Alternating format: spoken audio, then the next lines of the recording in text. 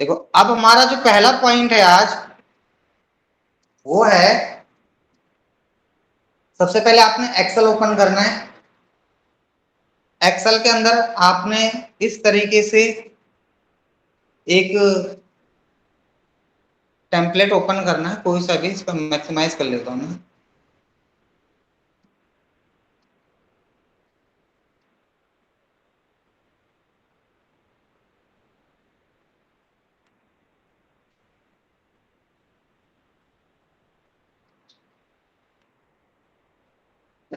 अब हमारा जो पहला काम है वो क्या है, ध्यान से सुनना। एक छोटा डेटा बनाना, उस डेटा पे पहले कुछ काम करेंगे, फिर आगे का प्रोसेस समझाऊंगा। क्योंकि जब तक ये नहीं सीखोगे, एक्सेल नहीं सीखोगे, तब तक आगे का तो कुछ आएगा ही नहीं। तो पहले बेसिक समझना जरूरी है, उसके बाद एडवांस समझना जरूरी है। देखो बारिश हो रही है ना नीचे, यहाँ पे बारिश का ऑप्शन। तो सबसे पहले यहाँ पे डालो आईडी नंबर, नेम,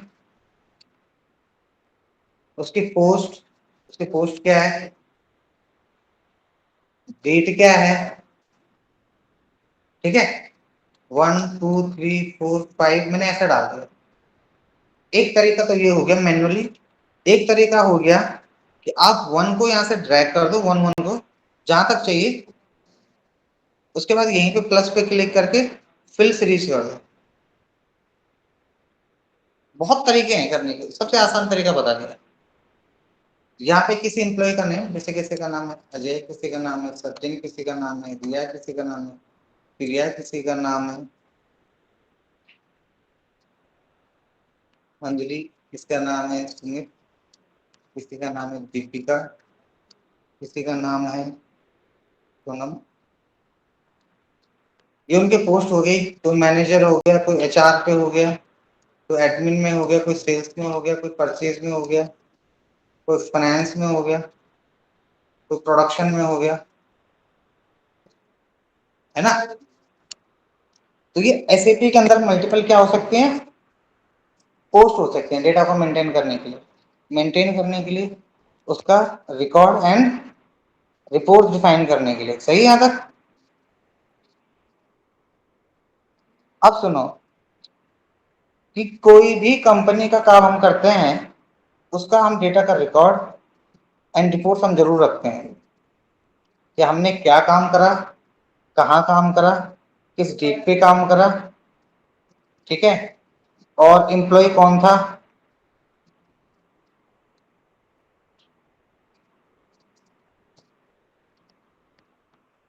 कैसे मेंटेन करेंगे वो बता दे रहा हूं। डेट कैसे डालेंगे, कंट्रोल के साथ ना, कंट्रोल और एल के राइट साइड में जो बटन होता है कॉलन का, उसको डाल देना। दिख रहा है। इसको ड्रैग करोगे तो ये कुछ इस तरीके से यहाँ पे दिखाई दे रहा है, देखो।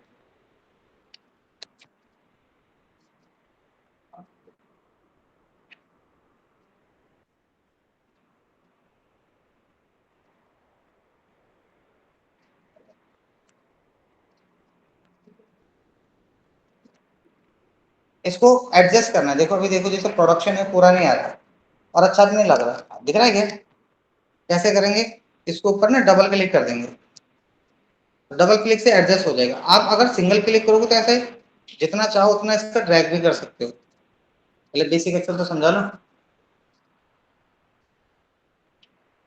अब ये हमारे पास पोस्ट है, ये देखो।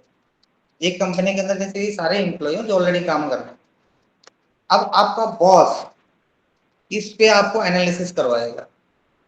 एग्जाम्पल के तौर पे आपके बॉस ने इस पे बोला कि मुझे ये बताइए इस डेटा के अंदर टोटल कितने लोग काम कर रहे हैं। हो सकता है ना ऐसा क्वेश्चन। क्वेश्चन गलत है सही है। मतलब हमारी कंपनी, जिस कंपनी का नाम मैं काम करता हूँ, मैं आपकी कंपनी का नाम भी डाल देता हूँ। ये मैं ऐड कर रहा हूँ रो कॉलम। आप यहाँ पे होम पे जाके इंसर्ट पे जाके यहाँ से ना देखो ऐड कर सकते हो, ठीक है। इंसर्ट ऐसे पे ऐड हो जाएगा, ऐसे डिलीट करोगे तो डिलीट भी हो जाएगा। ये एक कंपनी है, जिस कंपनी का नाम है, इसको मैं एक ही सेल बना सकता हूँ यहाँ से। मैंने लिख दिया इस कंपनी का नाम है जैसे TCS कंपनी। अब हमारा टास्क ये है कि इस TCS कंपनी के अंदर जितने लोग भी काम कर रहे हैं उन सबका रिकॉर्ड एक जगह मेंटेन करना है। सही है। एग्जांपल के तौर पे जो टोटल एम्प्लॉय हैं वो इस कंपनी के अंदर कितने हैं, अगर आपके बॉस ने आपको पूछा तो आप क्या करोगे? तो आपका क्या आंसर होना चाहिए, बड़े ध्यान से सुनना, फॉर्मेटिंग में बाद में सिखा दूंगा आपको। आपको इनको एक एक करके काउंट नहीं करना पड़ेगा क्योंकि अभी तो 4 5 है, आप 1 2 3 4 5 6 7 8 ऐसे काउंट कर लोगे, लिख दोगे टोटल एम्प्लॉय 8। आंसर तो सही है, लेकिन अगर ये डेटा ऐसा ना हो कि ये डेटा कुछ ऐसा हो के लोगों ने पेस्ट कर दिया काफी बार, अब तो ज्यादा हो गया ना, इतने सारे लोग हैं, तो अब प्रॉब्लम क्या है कि यहाँ पे गलत हो जाएगा कि टोटल एम्प्लॉय कितने हैं यहाँ पे हमें पता नहीं चल रहा। तो हम यहाँ पे एक फॉर्मूला लगाएंगे। फॉर्मूले की शुरुआत 3 तरीके से होती है। आप इक्वल टू लगा सकते हो शुरू में, आप एट द रेट लगा सकते हो शुरू में, आप प्लस लगा सकते हो शुरू में। जनरली किसी भी फॉर्मूले में, जैसे मैंने यहाँ पे इक्वल टू सम लगाया तो सम आ गया, अगर मैं यहाँ पे एट द रेट सम लगाऊंगा तो भी आ जाएगा, अगर मैं प्लस के साथ सम लगाऊंगा तो भी आ जाएगा। It means it's up to you. तो मैंने equal to COUNT count A दिख रहा है यहाँ पे, काउंट ए। काउंट ए का मतलब क्या होता है, इन सबको काउंट करना। अब देखो मैंने इस पूरे डेटा को सिलेक्ट करा है, जैसे मैंने डेटा को सिलेक्ट करा यहाँ पे लिखा आ गया B4 से B11। B4 का मतलब हो गया कि अजय से लेके और 11 तक का मतलब हो गया सोनम तक, तो इतने तक मेरे पे क्या है, डेटा है। तो ये इस रो में ABCD ये आपके कॉलम्स हो गए, 1 2 3 4 ये रो हो गए, कोई भी एक बॉक्स सेल हो गया। तो आप B4 से B11 तक का काम करें, B4 से लेके B11 तक। और इसमें यहाँ से सेलेक्ट करो, एंटर मारो, तो टोटल कितने लोग हैं, 8 लोग हैं। किसी दिन अगर कोई डेटा में से चले जाता है, जैसे मान के चलो ये प्रिया है, इसने छोड़ दिया या आपने इसको निकाल दिया, फायर कर, इसका परफॉर्मेंस अच्छा नहीं था, तो इसको डिलीट करते ही आप देखोगे डेटा इफेक्ट पड़ा, 7 हो गया। तो एज एन HR आपका पहला काम होता है, बहुत बेसिक चीजें होनी चाहिए और आना चाहिए, आपको आता नहीं है। तो काउंट ए जो होता है फॉर्मूला, वो काउंट करने के लिए होता है। अब हमने यहाँ पे इन सबको काउंट कर लिया, ठीक है, कि हमारे पास टोटल कितने लोग हैं, कितने लोग हैं, 8 लोग हैं, कितने भी हो सकते थे।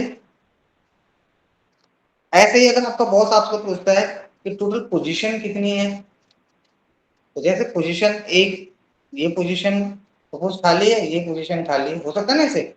अब बोल रहा है बॉस कि हमारे पास टोटल कितनी पोजीशंस हैं, मतलब टोटल पोस्ट कितने हैं, कितने डिपार्टमेंट है, डिपार्टमेंट ही दोगे फाइनेंस के लिए, HR के लिए, तो इक्वल टू यहाँ पे भी लगेगा काउंट एक, और आपको इसको सारा सेलेक्ट करना है, ब्रैकेट क्लोज करोगे तो कितने लोग हैं टोटल, पोस्ट कितने हैं, 6 पोस्ट, 2 4 6।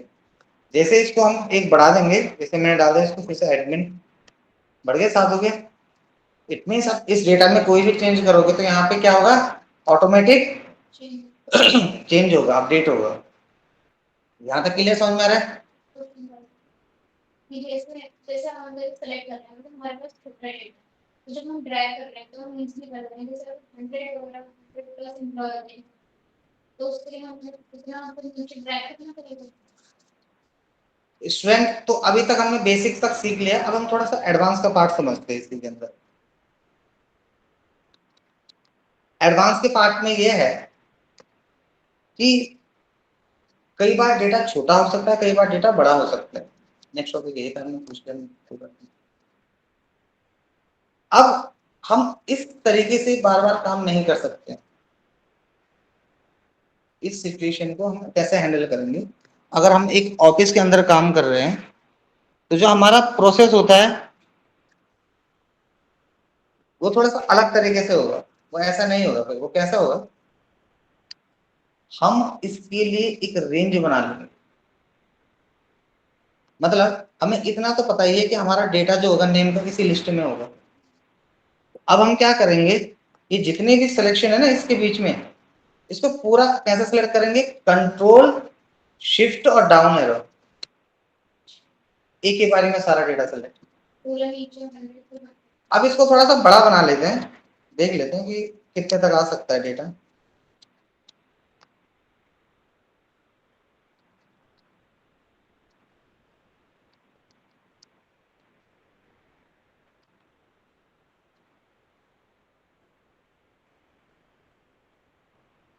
तो फिलहाल मैं ज्यादा बड़ा डेटा तो नहीं बना रहा हूँ, बट लगभग ये 300 के करीबन डेटा होगा, बहुत है।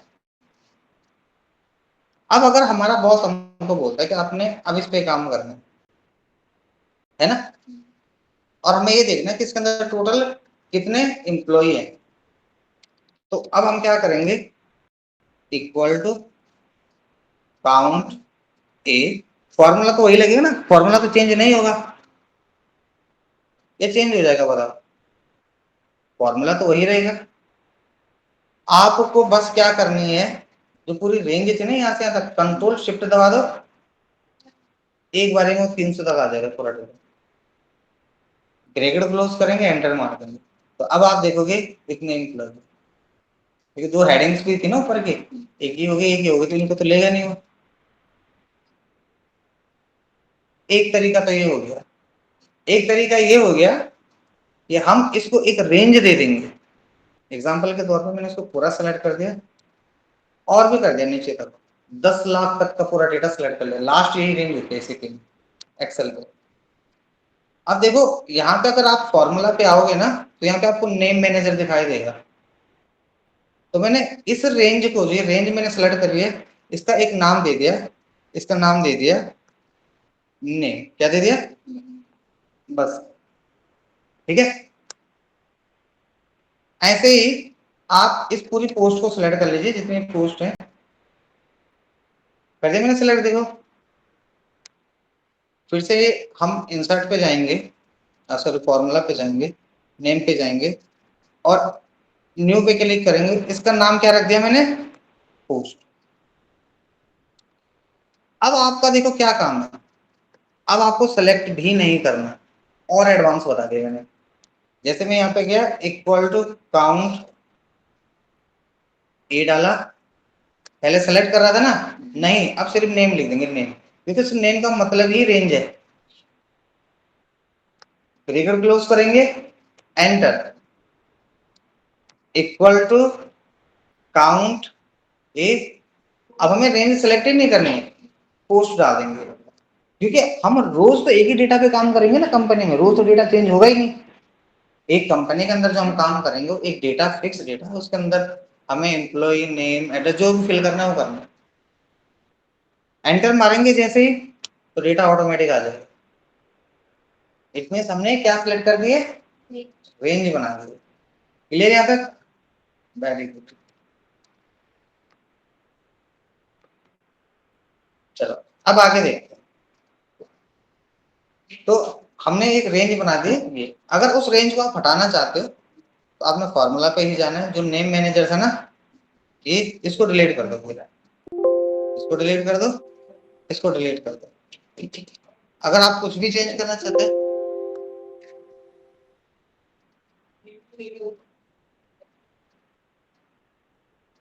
ठीक है, अब कुछ नहीं, अब मैंने सारा डेटा डिलीट कर दिया।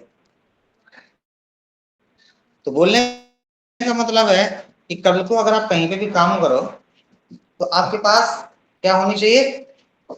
एक प्लेन डेटा होना चाहिए। क्लियर? अपना और आगे देखो। अब हमारा जो दूसरा काम है वो उसके अंदर ये है कि भाई अजय तो एक ये है, अजय ये है, अजय ये भी है ना, हो सकता है ना, बहुत सारे अजय हो गए। ऐसे बहुत सारे क्रिया भी हो सकती है, एक ऊपर एक नीचे। आपका बॉस ये बोल रहा है आपसे, पहले बेसिक एनालिटिक्स समझा रहा हूँ, फिर बाद में एडवांस सिखाऊंगा। और छोटी चीजों पे सीखो, फायदे में रहोगे, नहीं तो इतना बड़ी चीजें सीखोगे भूल जाओगे। आपका बॉस ये बोल रहा है कि बात ऐसी है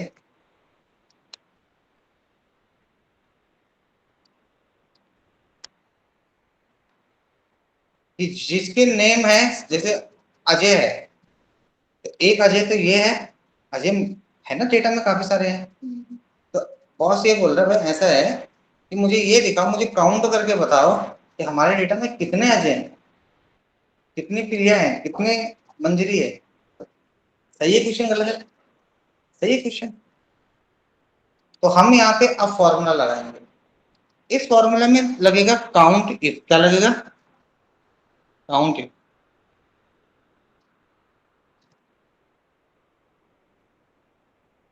काउंट इफ किसके लिए होता है? किसी चीज को काउंट करने के लिए। किसी चीज को काउंट करने के लिए हम किसका यूज करते हैं? काउंट इफ का। इसमें आपको दो चीजें समझनी होती है।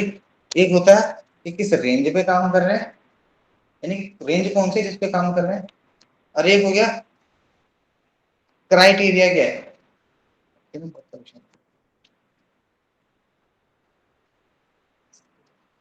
इसमें वो डालेंगे क्या होता है ना, काला। तो एक हो गया रेंज, एक हो गया क्राइटेरिया। रेंज का मतलब हो गया इस रेंज में हमें अजय देखना है, इस रेंज में तो मिलेगा हमें अजय।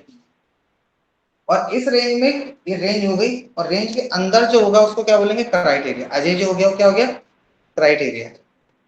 तो ये जो पूरा का पूरा है इसको बोलेंगे रेंज। इस रेंज के अंदर हम किसी एक स्पेसिफिक चीज को फाइंड आउट कर रहे हैं, उसको क्या बोलेंगे? क्राइटेरिया। क्लियर?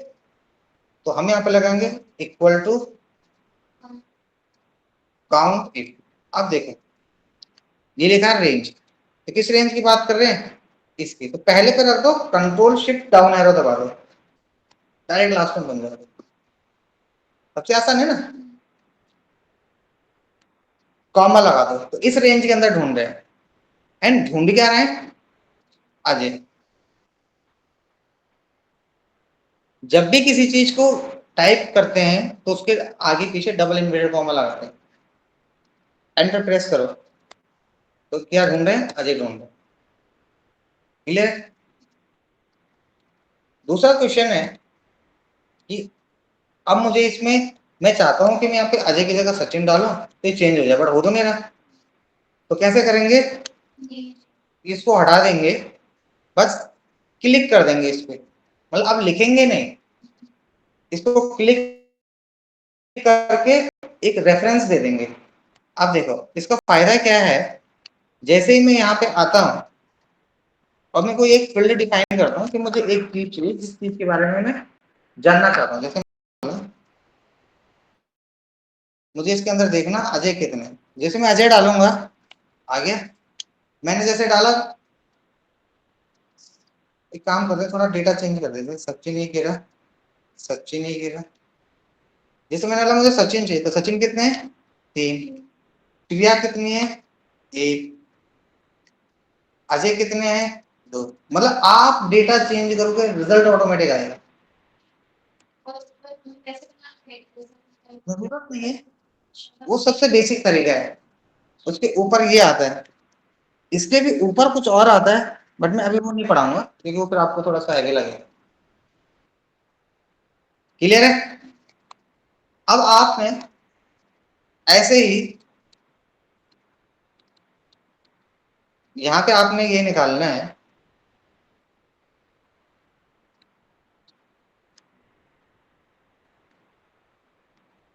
कि जो पोस्ट है ये आपने करना है, ठीक है? पोस्ट में कौन है? जो मैनेजर है।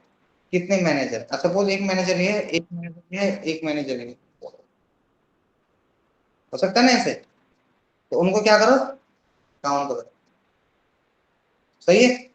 ऐसी कोई डेट भी हो सकती है, मान के चलो ये एक डेट है और एक डेट कई बार ना क्या होता है कि एक ही डेट को 3-4 लोगों की हायरिंग हो जाती है, जैसे 18 जो है इतनी इतनी जगह पे 18 है, देख रहा है।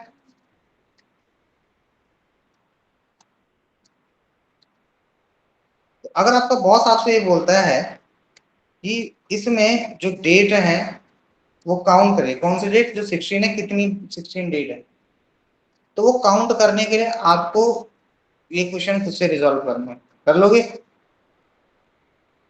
हेलो मंजरी। हाँ जी सर। ये आपने करना है खुद से, ठीक है। ठीक है चलो अब आगे देखो। सर, यही इसमें तो। सब में फॉर्मूला IF ही लगेगा? हाँ। ओके। अब ये एक डेटा है, एक छोटा सा डेटा को ना थोड़ा और एक्सटेंड कर देते हैं। इसमें लिख देते हैं इसकी कोई एम्प्लॉय होता है तो उस एम्प्लॉय की सैलरी भी तो होती है, तो उस एम्प्लॉय की वो सेल्स होगी। डेटा कैसे भी हो सकता है ना, अगर आपके पास एचआर हो तो एचआर के पास जनरली एम्प्लॉय का डेटा होगा और उसकी सैलरी का डेटा होगा। जैसे ये रहा सैलरी, मैं यहाँ पे कुछ रैंडम सैलरी डाल दे रहा हूँ।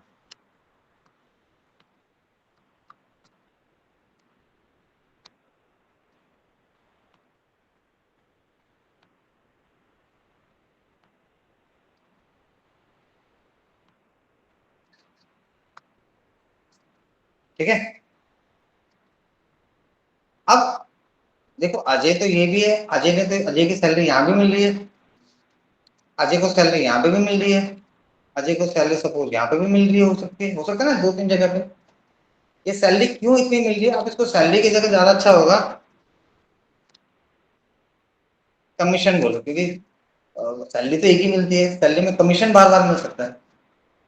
जैसे आपने कोई ओवर टाइम कर लिया, ओटी बना देते इसको ओवर टाइम का, ठीक है। तो अजय ने यहाँ पे ओवर टाइम करा 16 तारीख को, यहाँ भी करा ओवर टाइम, यहाँ भी करा, हो सकता है ना ऐसे। अब क्वेश्चन ये है, इस डेटा को ना मैं कॉपी करता हूँ, थोड़ा सा नीचे पेस्ट कर देता हूँ, ये ज्यादा सही लग रहा है। हॉस पॉज नहीं होना चाहिए ना एक ही जगह पे सारा। अब क्वेश्चन ये है कि अजय ने अजय की जो ओवर टाइम है टोटल कितना बन रहा है, तो अजय ने ओवर टाइम यहाँ भी बनाया है, अजय ने ओवर टाइम यहाँ भी बनाया है, ऐसे सचिन ने यहाँ बनाया, सचिन ने यहाँ बनाया, सचिन ने यहाँ भी बनाया, प्रिया ने बनाया, मतलब मल्टीपल एम्प्लॉय ने मल्टीपल ओवर टाइम बनाया नहीं बनाया। तो अगर आपका बॉस अब आपसे पूछता है कि हर किसी एम्प्लॉय का ओवर टाइम को ऐड करा जाए कितना बन रहा है, तो कैसे निकालेंगे? आप क्वेश्चन समझ गए ना? बताओ सेलेक्ट, अब क्या लगाए फॉर्मूला, इक्वल टू सम,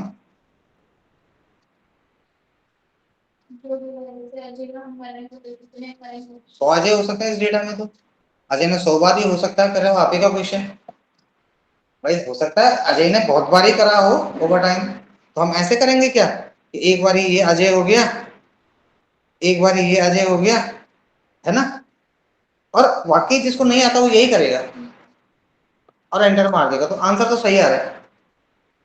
लेकिन लेट्स गिव एन एग्जांपल, एक अजय ये भी है, एक अजय ये भी है, और ऐसे मल्टीपल डेटा है, ये देखो एक डेटा ये हो गया, एक डेटा ये हो गया,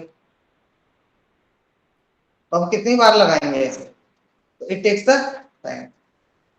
तो इसके लिए आप इक्वल टू सम जो है वो तब लगाते हो जब छोटा डेटा होगा।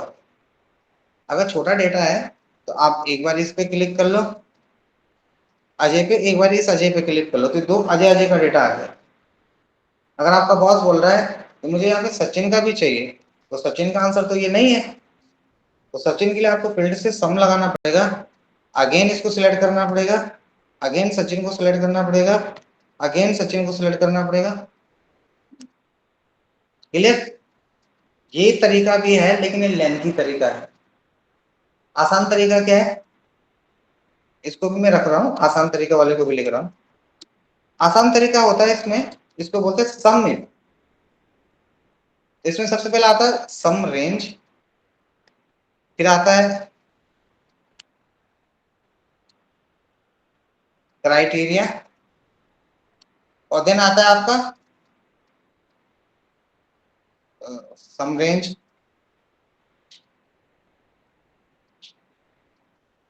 नहीं पहले आएगा रेंज, फिर आएगा क्राइटेरिया, देन आएगा सम रेंज, ऐसा आएगा। रेंज मतलब इसके अंदर कुछ चाहिए मुझे, क्राइटेरिया मतलब सचिन चाहिए, और सम रेंज मतलब उसका ओवर टाइम का चाहिए। तो तीन चीज आएंगे, 1 2 3। तो कैसे निकालेंगे, ध्यान से देखना, इक्वल टू सम इफ, क्या लगेगा, सम इफ। सम इफ मतलब किसी चीज को करना, तो देख लिया अगर रेंज, तो इसी रेंज की तो बात कर रहे हैं हम। इस रेंज में से क्या देख रहे हैं, सचिन को देख रहे हैं। इसके बाद इसके सचिन का क्या देख रहे हैं, सम रेंज। सम रेंज मतलब नंबर्स, तो इसका ओवर टाइम का देख रहे हैं। तो सचिन का ओवर टाइम, एंटर मारो, ये आ गया। अब देखिए क्या सचिन का इतना ही ओवर टाइम है, तो एक काम करते हैं, छोटा अमाउंट डाल देंगे, 2 रुपए ये, 2 ये, 2 ये, टोटल कितना आना चाहिए। हमने क्रॉस चेक भी कर लिया कि हमारा आंसर सही है। अगर किसने भी डेटा पे लगा दो, फॉर्मूला क्या है फिर से देख लो, equal to sum if, range किस रेंज के अंदर, इस रेंज में से किसको देख रहे हैं, सचिन को देख रहे हैं, और सचिन का क्या देख रहे हैं, टोटल ओवर टाइम। इसको सेलेक्ट करो, एंटर मारो, क्लियर। तो आपका जो कुछ आंसर होगा ना, इस तरीके से आ जाएगा। देखो, डेटा को मेंटेन करना, डेटा का रिकॉर्ड रिपोर्ट बनाना।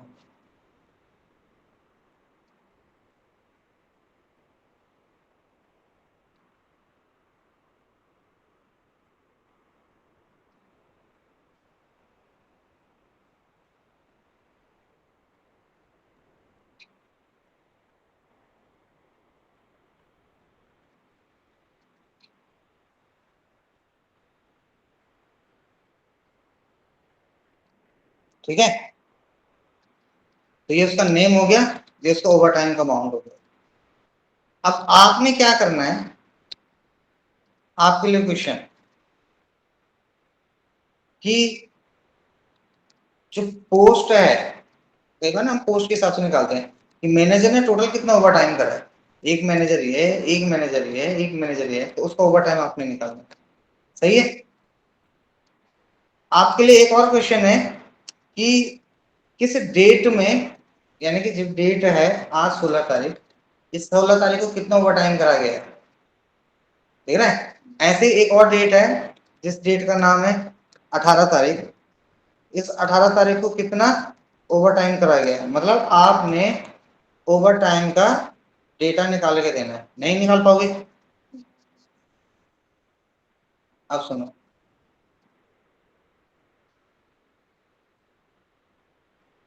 कई बार क्वेश्चन ऐसा आता है कि आपका बॉस आपसे मांगता है रिकॉर्ड कि अजय तो एक ये भी है, अजय ये भी है, ये भी है ना। अजय देखो, एक अजय मैनेजर है, एक अजय जो है वो एडमिन में है, एक अजय जो है वो परचेज में है, एक अजय जो है वो अगेन मैनेजर है। तो आपका बॉस आपसे ये पूछ रहा है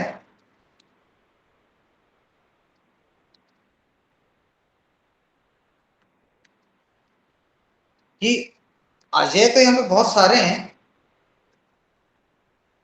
लेकिन जो अजय है मैनेजर, समझ रहे हो, जो अजय क्या है, मैनेजर है, उनको काउंट करो कितने हैं ऐसे। भाई एक जैसे नाम के बहुत सारे लोग हो सकते हैं, तो जो अजय है और जो मैनेजर है उसको काउंट करो, वो कितने हैं। देखो जैसे ये रहा, एक अजय तो ये है, ये जो मैनेजर है, ये भी अजय है, बट ये एडमिन है, ये मैनेजर नहीं है, तो इसको नहीं काउंट करेंगे। ये भी अजय है, ये परचेज है, इसको भी नहीं काउंट करेंगे।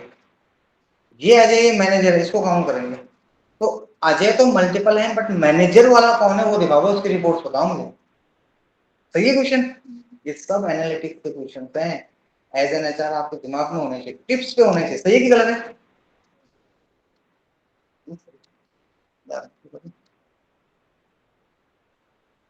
इक्वल टू, इसको बोलते हैं काउंट इफ्स। क्या बोलते हैं? देखो जब हम काउंट इफ्स की बात करते हैं, क्योंकि मल्टीपल क्राइटेरिया है, एक होता है सिंगल क्राइटेरिया, एक होता है मल्टीपल क्राइटेरिया। तो इक्वल टू काउंट इफ्स क्या लगेगा? Count ifs. काउंट इफ्स में क्या होता है, इस पूरे डेटा में से हम किसको देख रहे हैं? अजय को देख रहे हैं। एंड फिर सेलेक्ट करेंगे इस पोस्ट में से। आपने ये नहीं देखना B2 B3 B3, डेटा देखना, डेटा कितना सिलेक्ट हो रहा है। अब अगर आप डेटा इतना सिलेक्ट कर रहे हो तो गलत कर रहे हो, ये डेटा इतना ही सिलेक्ट कर रहे हो ऊपर तक तो ये भी गलत कर रहे हो। तो डेटा तो कंप्लीट सिलेक्ट करें ना। इसमें से, इस पोस्ट में से, इस नेम में से, इस पोस्ट में से हम किसको देख रहे हैं? मैनेजर को। तो कितने होने चाहिए अजय मैनेजर? 2। आगे अब एक काम करते हैं, डेटा थोड़ा और चेंज करते हैं, देखते हैं कि सही आराम से नहीं आ रहा है। जैसे एक क्रिया तो ये रही, एक क्रिया ये रही, एक क्रिया ये रही, एक क्रिया ये रही। क्रिया HR में भी है, क्रिया सेल्स में भी है, इसको भी कर देते हैं। क्रिया मैनेजर भी है, क्रिया एडमिन है, चलो इसको भी HR कर देते हैं। मुझे ये देखना है जो क्रिया HR है, क्या है जो क्रिया, वो कितने हैं? तो कितनी है? क्रिया डालते हैं, क्रिया मैनेजर तो एक ही है, तो क्रिया मैनेजर एक है, देखें क्या? क्रिया HR है तो क्रिया मैनेजर तो एक है, लेकिन क्रिया HR कितनी है? तो क्रिया HR डाल देंगे बस यहाँ पे 3। तो क्रिया मैनेजर एक है, क्रिया HR इतनी है, आपका डेटा आपको ऑटोमेटिक आंसर देगा। सही है? आपका डेटा आपको क्या देगा? ऑटोमेटिक आंसर देगा, आपको उस पर कुछ नहीं करना। अब आपका क्वेश्चन ये है, दूसरा क्वेश्चन, अब आपने इस पे करना है काम। देखो एक आईडी तो ये है, वैसे आईडी सबकी कॉम अलग अलग ही होती है। चलो अब मैं यहाँ पे मैं कुछ नंबर डिफाइन कर देता हूँ, सेल्स बढ़ा देता हूँ थोड़ा, मतलब उसका कमीशन बढ़ा देता हूँ। अब आपने इसका आंसर निकालना है, ध्यान से सुनना,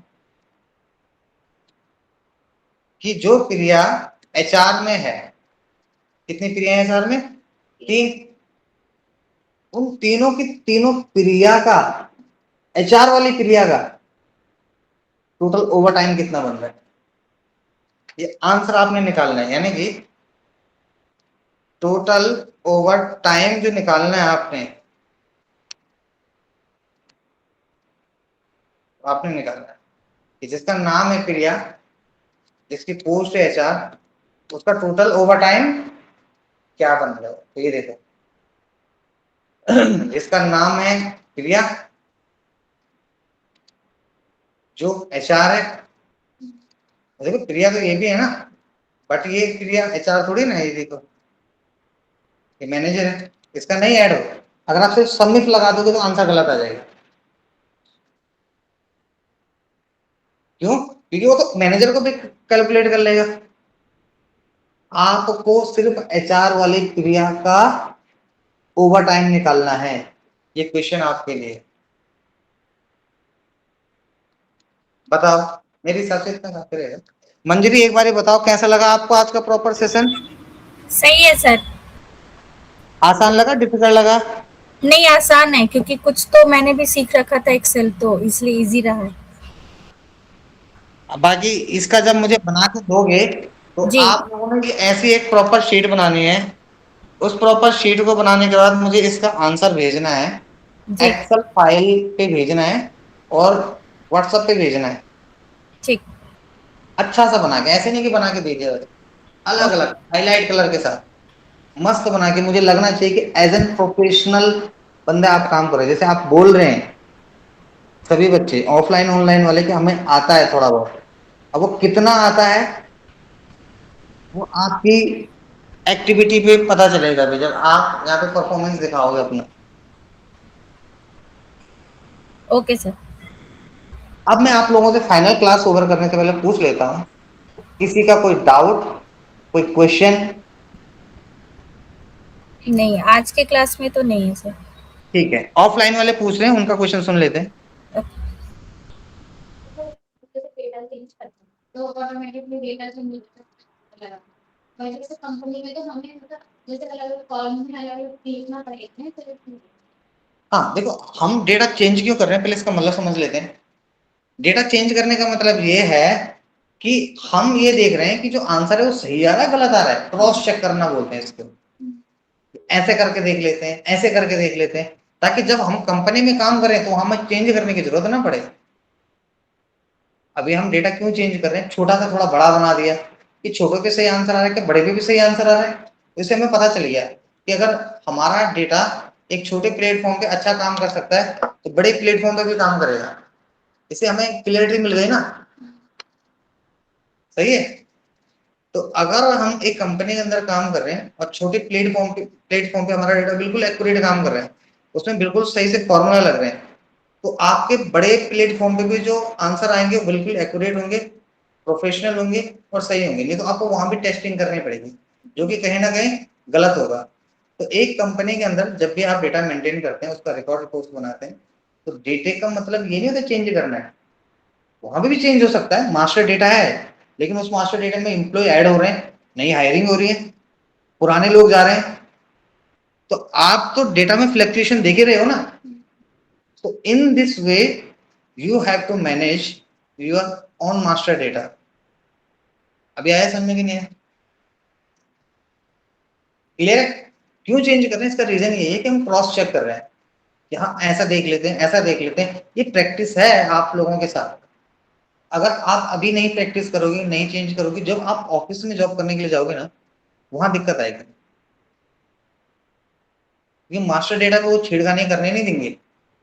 और सबसे बड़ी दिक्कत क्या है कि आप पेन ड्राइव में कोई डेटा लेके घर नहीं आ सकते, आप मेल नहीं कर सकते ऑफिशियल डेटा को। मतलब ऑफिस का डेटा ऑफिस तक ही सीमित है। आप अगर सोचो मैं व्हाट्सएप पे डाल दूंगा, मेल कर दूंगा, ये कर दूंगा, कुछ नहीं होता। मैंने भी ट्राई करा था बहुत बार यहाँ से, क्योंकि मैं तो ट्रेनर था, तो मैं सोचता था यार कि है ना बच्चों को लाइव दिखाऊंगा कि मैं तो ऑफिस में ये काम कर दूं, कुछ आया ही नहीं। और रिस्ट्रिक्शंस और होती हैं, कंपनी की अपनी पॉलिसीज होती हैं, उनको हम चेंज नहीं कर सकते। तो बताओ कैसा लगा आपको आज का प्रॉपर सेशन? मंजरी आपको भी क्लियर हो गया सब कुछ? हाँ जी सर। चलो ठीक है, now thank you so much. इसको पूरा प्रैक्टिस कर लेना, अब हम नेक्स्ट सेशन में मिलेंगे। थर्सडे है ना sir?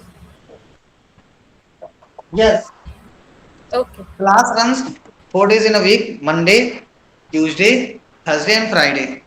Okay sir. Thank you. Okay okay, bye, tata, take care. बना के एक्सेल शीट मेरे को व्हाट्सएप पे शेयर करना। Okay sir. आप भी बना के शेयर कर देना बच्चों को, ठीक है? अच्छा सा बनाओ, चेक करो, देखो।